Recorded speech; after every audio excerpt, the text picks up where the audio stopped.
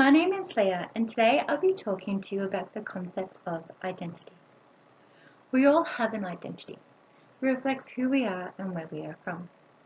Our identity is personal, public, and political, and is shaped through social processes such as geographic location, education, media, and family. This is evident in terms of Aboriginal and Torres Strait Islander people's unique sense of identity that is interconnected through its people, culture, and land, and is expressed in many ways such as language, art, song, and dance. To explore this concept further, I will focus on the significant role art plays in connecting Indigenous people with their identity, cultural heritage, and history. An example of this is the collaborative artworks by the late Aboriginal artist John Bullen and Chinese artist Zhao Suping.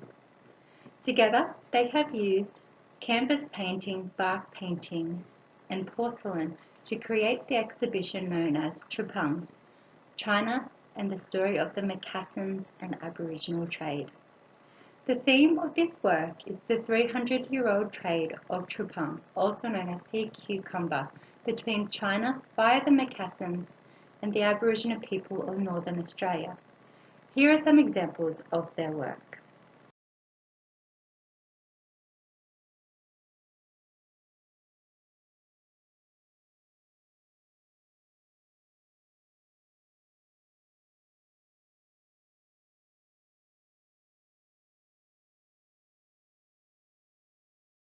In these artworks, you can see the contrast between traditional forms of Aboriginal art and Chinese art.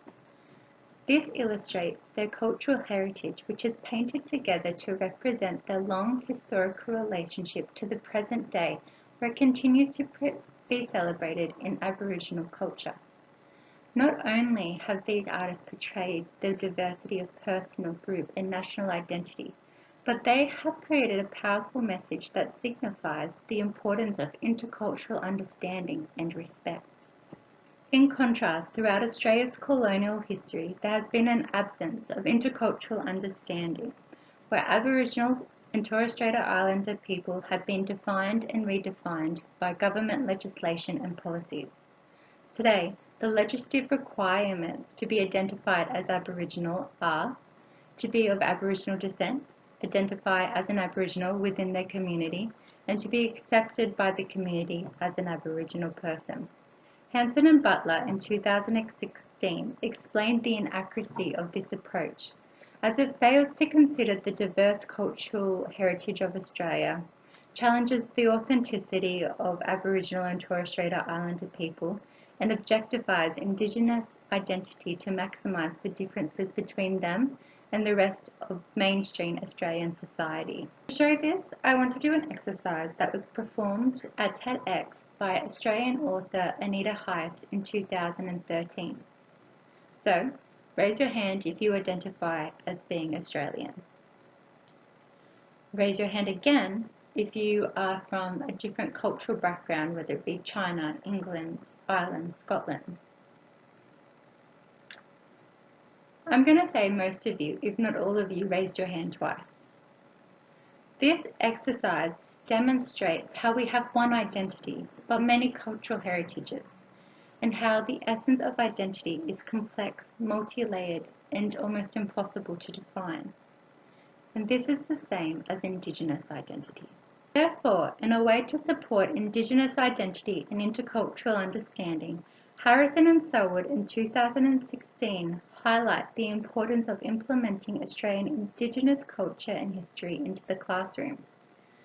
This approach relates to the Australian Professional Standard 2.4, understand and respect Aboriginal and Torres Strait Islander people to promote reconciliation between Indigenous and non-Indigenous Australians. This corresponds with the Australian curriculum that has put into place a framework that provides learners the opportunity to experience different contexts of learning through the visual arts. These programs will require students to identify, compare, and practice Aboriginal and Torres Strait Islander forms of art, while it encompasses key aspects of Indigenous identity. In addition, It will teach learners about diverse cultures and their commonalities and differences to create mutual respect in the classroom and to generate social change. Thank you.